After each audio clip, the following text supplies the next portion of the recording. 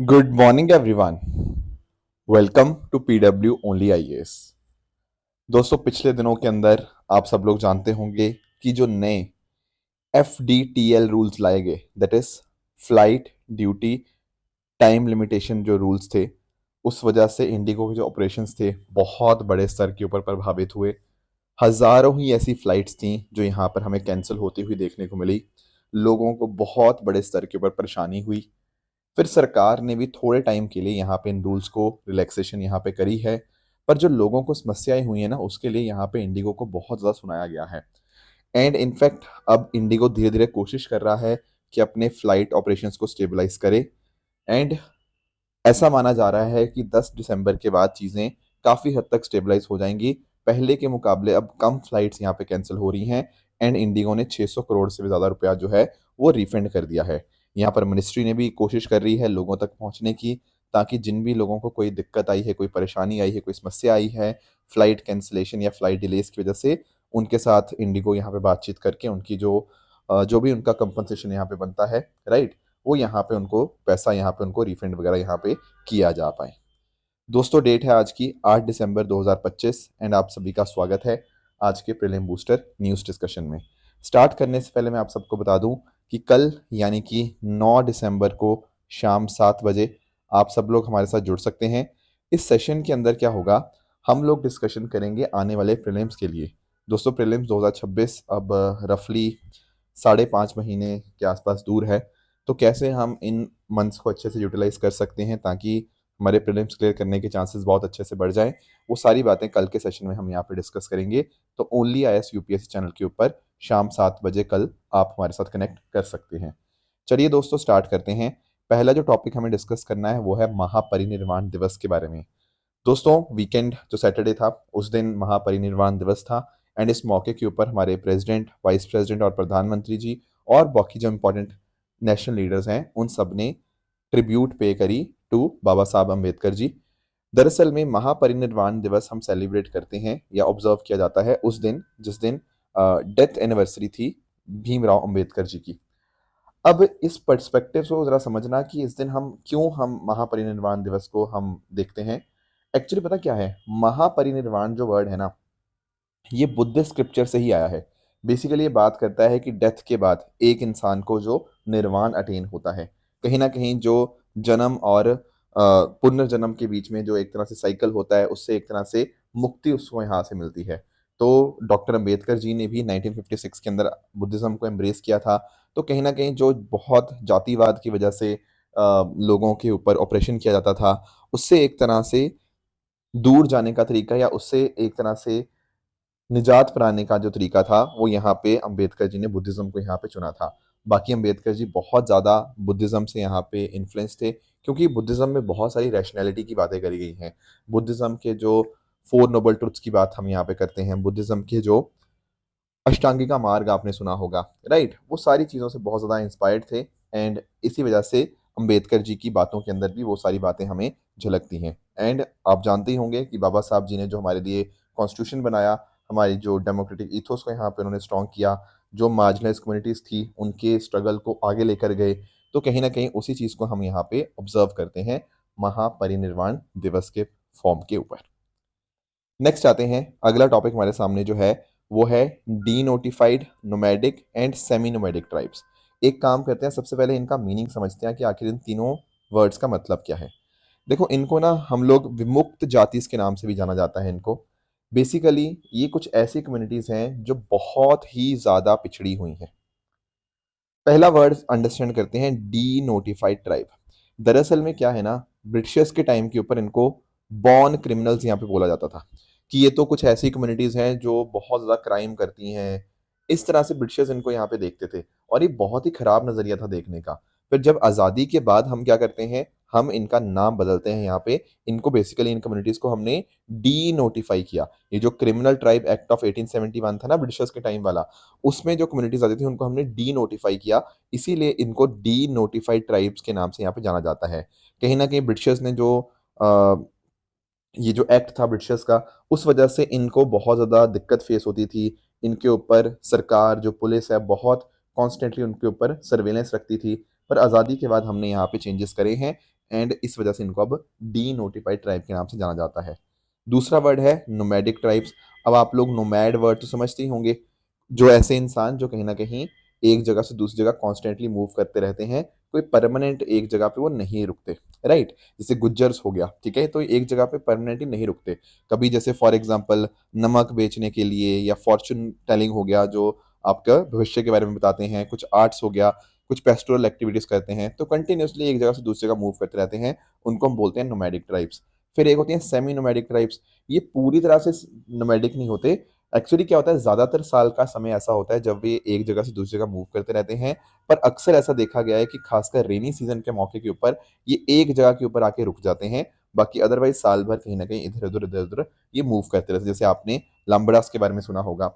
तो ये सब आपकी सेमी नोमैडिक ट्राइब्स होती हैं, ठीक है। इनको तीनों को अगर हम बात करें ना इकट्ठा, तो मेजर हमें देखने को मिलता है कि इनके पास कोई खास ऐसा सच लैंड नहीं होती, होती है तो बहुत ही कम होती है, या फिर ना के बराबर होती है।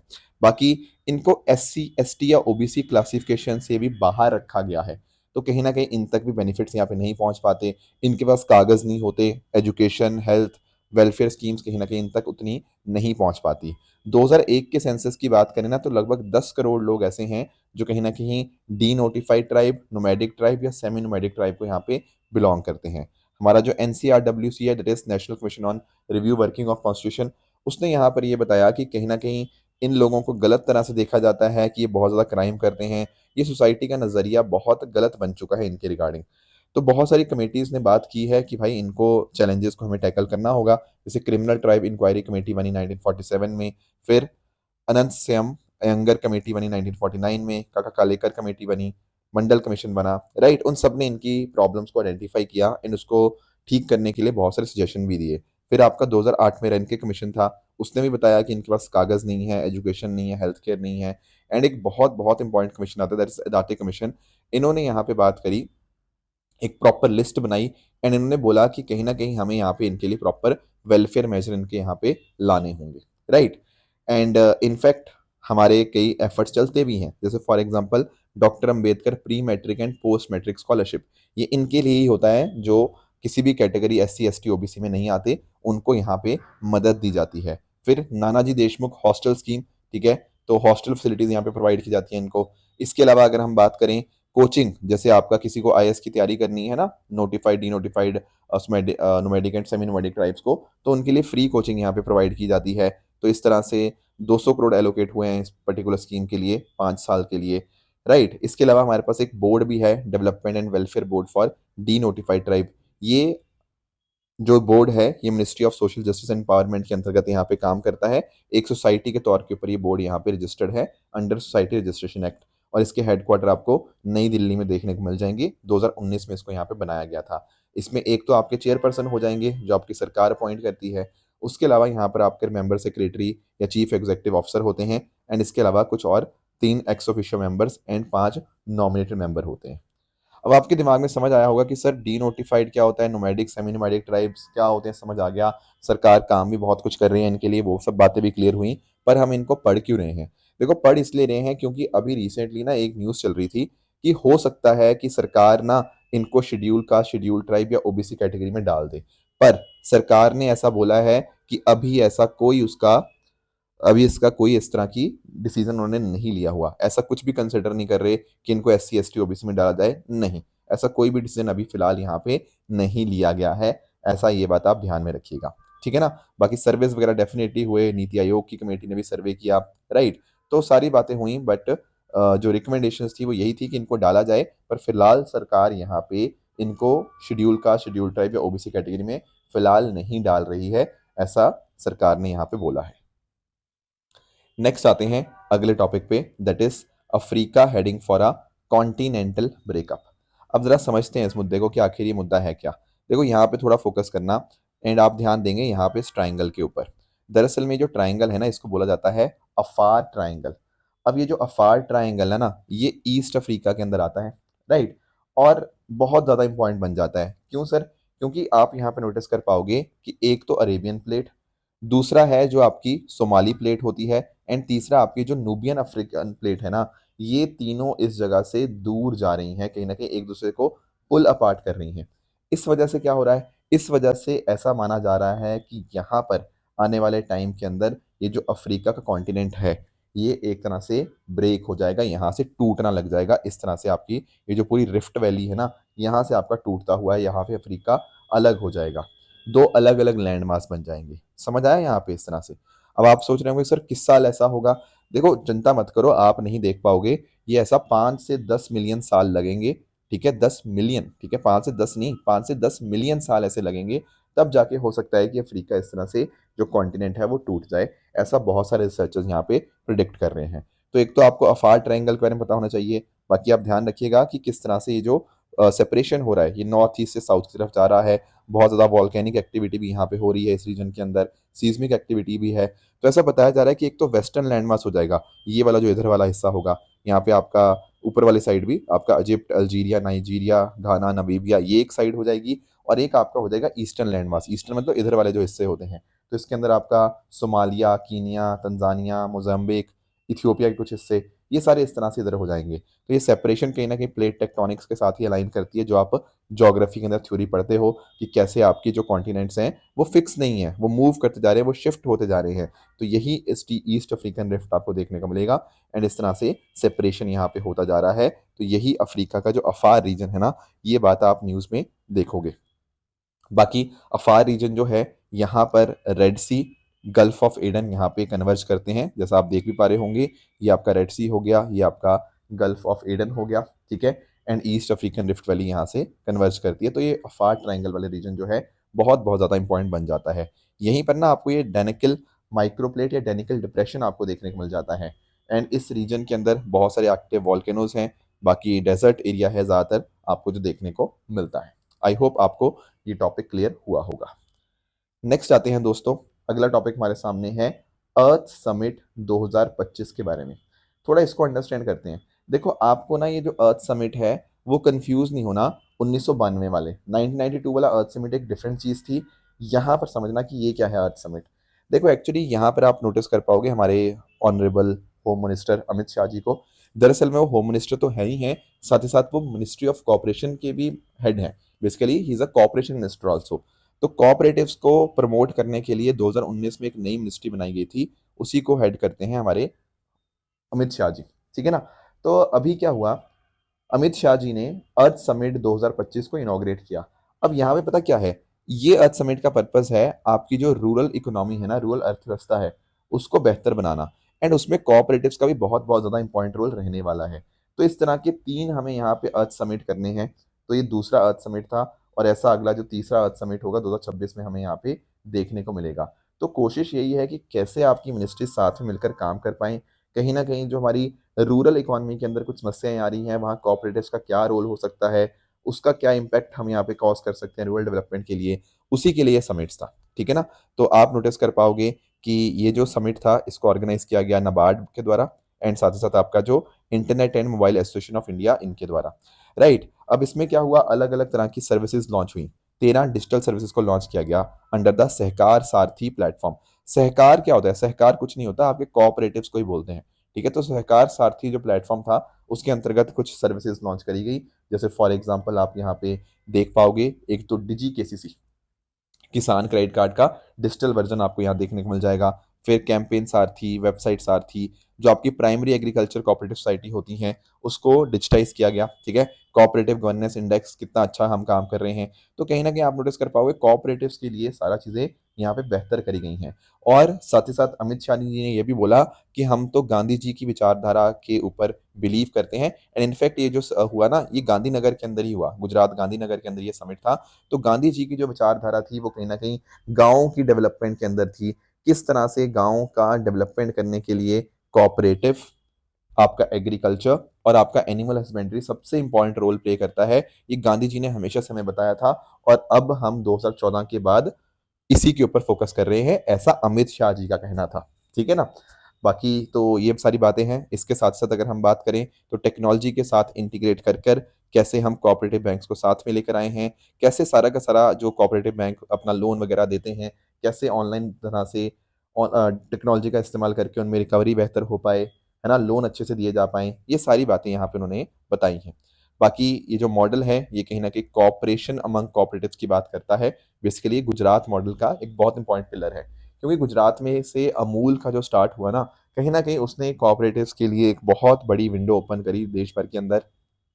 बाकी कोऑपरेटिव बैंक भी बहुत इंपॉर्टेंट रोल प्ले करते हैं, हालांकि थोड़े इश्यूज भी थे इनमें, पर कहीं ना कहीं लोगों तक पैसा पहुंचाने में इनका, खासकर पैक्स का, बहुत बहुत ज़्यादा इंपॉर्टेंट रोल बन जाता है। तो आई होप ये कॉपरेशन के बारे में ये आपको बातें क्लियर हुई होंगी। आगे आते हैं दोस्तों, new GI tagged products of Tamil Nadu. थोड़ा इसको भी अंडरस्टैंड कर लेते हैं। दोस्तों अभी रिसेंटली क्या हुआ है, तमिलनाडु के 5 प्रोडक्ट्स को जीआई टैग मिला है, जिस वजह से इनका जो नंबर जो पहले 69 था ना, अब वो 5 बढ़कर टोटल 74 हो गया है। अब देखो इनके बारे में बहुत डिटेलिंग तो आपको नहीं पता होनी चाहिए, बट आपको इनका नाम जरूर पता होना चाहिए कि कौन सी स्टेट से बिलोंग करते हैं। जैसे एक जीआई टैग मिला है वरियर कॉटन साड़ी को, ठीक है। अब यहाँ पे क्या था कि जो ये साड़ी है ना, ये हाथों से यहाँ पे साड़ी बनाई जाती है। आसपास के जो रीजन्स हैं वहां से डाइस इकट्ठी की जाती हैं, और कलर फिर इनका बहुत ही शानदार निकल के आता है, ये जो आप साड़ी यहाँ पे देख पा रहे होंगे। तो इसको एक तो जीआई टैग मिला है। इसके अलावा यहाँ पर आपके जो गुड़ या शक्कर है ना, ये वाली, इसको बोलते हैं कविंडा पाडी नटू सकरी। देखो बहुत गलत प्रोनाउंसिएशन है, मुझे पता है, मुझे नहीं आती इसकी प्रोनाउंसिएशन। तो इनको इसको भी यहाँ पे मिला है, ठीक है, जो शक्कर होती है, क्योंकि वहाँ पे जो लोकल गन्ना होता है ना, उस लोकल गन्ने से यहाँ पर इस शक्कर को बनाया जाता है। एंड ये काफ़ी पॉपुलर है उस जगह के अंदर। एंड इसको भी यहाँ पे आपका जीआई टैग यहाँ पे मिला है। एक्चुअली क्या है ना, कई बार इसको नोटिस कर पाओगे, जो लोकल कम्युनिटी है ना, उसका बहुत ज़्यादा इंपॉर्टेंट रोल यहाँ पे रहता है। जो गन्ने का जूस है धीरे धीरे करके इवेपोरेट होता है, इसीलिए जो शक्कर है यहाँ की बहुत ही शानदार निकल के आती है। इसके अलावा अगर हम बात करें थुयमली राइस को, दरअसल में इस राइस को पर्ल राइस के नाम से भी यहाँ पे जाना जाता है। ये जो चावल है इसको कई बार प्योर जैस्मिन भी बोला जाता है, ठीक है ना। इसकी जो देखने में ना ये चावल बहुत ही शानदार शाइन करता है, बहुत ज़्यादा शाइनिंग होता है, और ऐसा माना गया है कि इसके न्यूट्रिशन बेनिफिट्स भी काफ़ी ज़्यादा हैं। तो इसको भी, थोमली राइस को भी मिला है यहाँ पे जीआई टैग। उसके अलावा नमक्कल मक्कल पथरिंगल, ठीक है, ये दरअसल में आपका कुकवेयर है, यहाँ पे खाना बनाने का मतलब जो बर्तन होता है ये वो है, ठीक है। इसको भी यहाँ पे जीआई टैग मिला है। एंड सिमिलरली अगर हम बात करें अम्समुद्रम चोपू समन, ठीक है, ये यहाँ पे आप नोटिस कर पाओगे, छोटे छोटे इस तरह से आपके मिनिएचर टॉयज बनाए जाते हैं, और ऐसा ये हाथों से बनाए जाते हैं वुड के। 200 साल से भी ज़्यादा इनकी यहाँ पे ये ट्रेडिशन रहा है। तो इसको भी यहाँ पे अभी जीआई टैग मिला है। बाकी आप लोग जानते होंगे जीआई टैग कहीं ना कहीं एक ज्योग्राफिकल रीजन की होने की वजह से जो क्वालिटीज़ होती हैं उनके प्रोडक्ट्स को यहाँ पे दिया जाता है। जैसे बहुत फेमस एग्जांपल हमने कई बार डिस्कस किया है, डिंडीगुल लॉक्स के बारे में हमने बात करी है, आपने जो रसगुल्ला के बारे में हमने बात करी है, इसके अलावा आपकी जो दार्जिलिंग चाय के बारे में, तो बहुत सारे जीआई टैग्स हैं, राइट। तो ये आते हैं जीआई एक्ट के अंतर्गत, ठीक है, 1999 का। डब्ल्यूटीओ के रूल्स के हिसाब से हम यहाँ पे फॉलो करते हैं इन चीज़ों को। एंड ये जो जीआई टैग दिए जाते हैं, it is by the geographical indication registry under the ministry of commerce and industry. कोशिश यही होती है कि भाई जो लोकल लोग हैं दरअसल में उनको फायदा हो इन जीआई टैग मिलने का, ना कि ऐसे कोई भी मिसयूज करके अपना पैसा कमा पाए। लोकल इकोनॉमी को यहाँ पे बेनिफिट होना चाहिए। तो इससे कहीं ना कहीं ट्रेडिशनल नॉलेज प्रोटेक्ट रहती है, और लोकल आर्टिशंस को यहाँ पे इससे फायदा होता है। एक और टॉपिक जो हमें डिस्कस करना है वो है एक्साइज हरिमाऊ शक्ति के बारे में। दरअसल में भारत और मलेशिया ने यहाँ पे 5वीं हरिमाऊ शक्ति एक्साइज को लॉन्च किया, ठीक है। ये एक साल मलेशिया में होती है, एक साल भारत में होती है। पहला इस एडिशन एक्साइज का एडिशन था वो था मलेशिया के अंदर।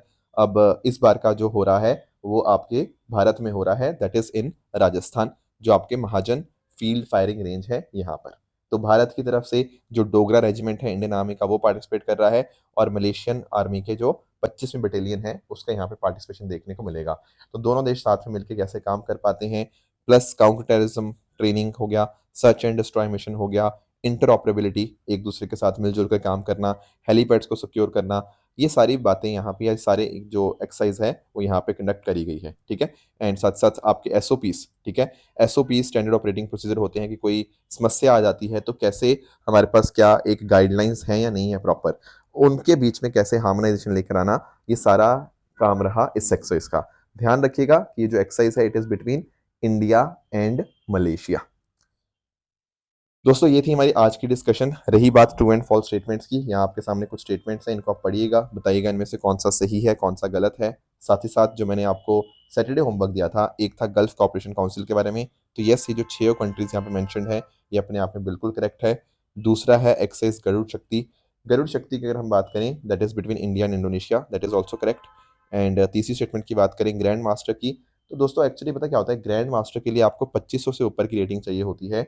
एंड 3 ग्रैंड मास्टर नॉर्म्स को भी आपने सिक्योर किया होना चाहिए, तो इसलिए आखिरी स्टेटमेंट आपका यहाँ पे इनकरेक्ट बन जाएगा।